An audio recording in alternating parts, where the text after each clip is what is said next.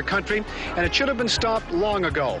Why should one community in the entire country pay for the federal government's error in judgment? The state of Florida has no Navy, no Air Force, no Immigration Service, no Customs Unit, no radar, no CIA, no Foreign Service to deal with foreign countries.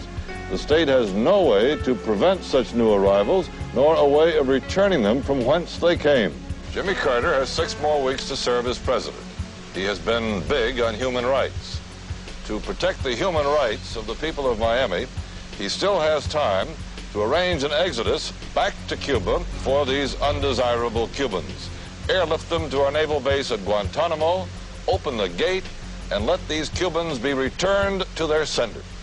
Good night. May the good news be yours. We have narcotics-related homicide, then we have Mariel-related homicide, and then we have these riots. That just created the perfect storm for a homicide investigator. Dade County has suddenly become the murder capital of the United States. Dade County, Florida, has recorded more than 560 homicides in 1980. In no time at all, we had bodies on the floor, we had them stacked up. It was a disgrace. Well, it's pretty bad. In fact, it's probably the worst I've ever seen. We rented a refrigerated truck. They had rented this refrigerated trailer truck from Burger King for the overflow of bodies that already had 27 bodies in it that had come in that day. South Floridians are now buying guns and owning more guns than ever before. We had huge expansion of gun ranges. For a relatively small community, we had 60 or 70 gun ranges. I certainly never traveled anywhere in Dade County without being armed. There's no question about that. I always had a gun. I wouldn't sleep well without one.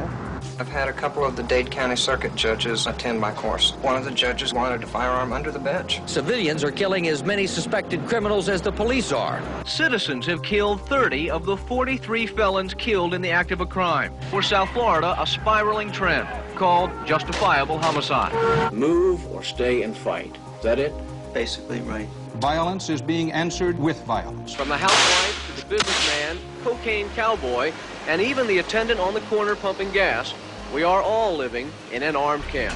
It was really dangerous to be on the street. I wouldn't go out by myself at night if you paid me. Is the public adequately protected right now? No. I mean, that's obvious. We cannot control crime. How many good old-fashioned whodunits have you solved this year? Probably not more than 4. We had had no success whatsoever to date closing a Colombian murder. We are totally overwhelmed, outmanned, outgunned, outfinanced, and it's just like shoving sand against the tide. Dade County's losing, Miami's losing. Right now, no question, hands down, they're definitely winning the war. We're losing the battle. I mean, we're just flat out losing. There was an article that appeared in Time magazine, Paradise Lost, about Miami. It recites the problems that plague South Florida: crime, drugs, refugees. The Paradise Lost Time cover seemed to kind of define Miami as the most violent city in the nation at the time. And it was. And as Miami got slammed by the media, tourism dried up. And everybody thought Miami's finished. The bottom line has been the scaring away of businessmen and investors. Business is bad, and as long as news stories continue to stream out of Miami about crime and refugees, it won't get any better. With all this going on in South Dade, what are the police doing about it? I wrote up the concept paper for CENTAC sometime around December of 1980. CENTAC stands for Central Tactical Unit. CENTAC, which combines the efforts of the Drug Enforcement Administration, Metro Homicide, and Organized Crime Bureau units. They brought together the monies, resources of the federal government, of DEA and Customs, with the knowledge of local law enforcement and state agencies. There is a publication from DEA that brings CENTAC back to the Untouchables. The Untouchables was a CENTAC of its time. That kind of aura gave the officers in CENTAC a feeling of being elite within an elite. It was the earliest Miami police task force. Raul Diaz was the lieutenant in charge of CENTAC. When the opportunity for CENTAC came around, first I asked Al. He was a lieutenant at the time, and I worked for him. My relationship with Al was special. An outstanding homicide investigator. He's a cop's cop. He's a solid cop. And he was someone who had no idea what the hell was going out there in narcotics. He became my mentor. Best way to describe Raul is a very, very innovative investigator. I'll let it go with that. He felt the pulse beat of the streets. He knew what was going on. His strength was knowing people and dealing with informants. We would talk to them in a language that they understood. You come here and you do these things, we're going to arrest you, or we're going to kill you, or we're going to make your life a living hell. Unless you talk to us and cooperate. It's all in the delivery, if you will, and not the physical delivery, the verbal delivery. They were among the busiest people in Dade County, Al Singleton and the CENTAC team. The purpose of CENTAC is to solve drug-related homicides involving Latins.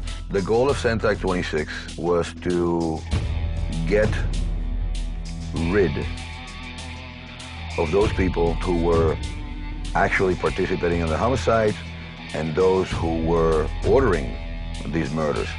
The top people, most of the people responsible, we never get. We came up with a list of about 20 people. And what we did was target these 20 people.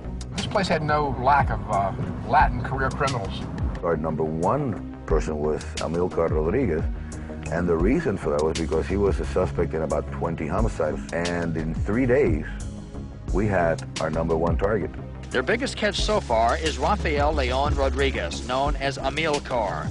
He is an alleged cocaine distributor for 5 Colombian families. Amilcar is charged with a double murder in Dade County and is accused of trying to kill police on 2 occasions. The arrest of Amilcar was essentially based upon informant information that Raul Diaz had prior to committing the homicide. We found out that he was known by several names. As we started showing his photographs to people in the street, we came up with something like 14 or 15 aliases. This man had a Mac-10, Mac-11, a Smith & Wesson Model 59. This guy had 148 rounds. The Colombian assassins are partial to the Mach-10 machine gun. The Mac-10 fires in bursts of 16 bullets a second. They all have guns. They all carry guns, automatic pistols, 14-shot clip. My homicide detectives had 72 rounds among all 12 of them. And here you're expecting a policeman to go in and do his job, and he's carrying a 6-shot revolver. It was decided that since we were going to be facing these folks, that homicide should be allowed to carry semi-automatics. Horseshit. We'll take it one step beyond. Let's get authorized for machine guns. So CENTAC, when we went operational, we had machine guns. I was born in Cali, Colombia, July 5th, 1957. Arrived in the United States, July 5th, 1969. I was known as a car thief, one of the biggest car thieves in Chicago, and then after the 80s, I was known to be an assassin for the cartel.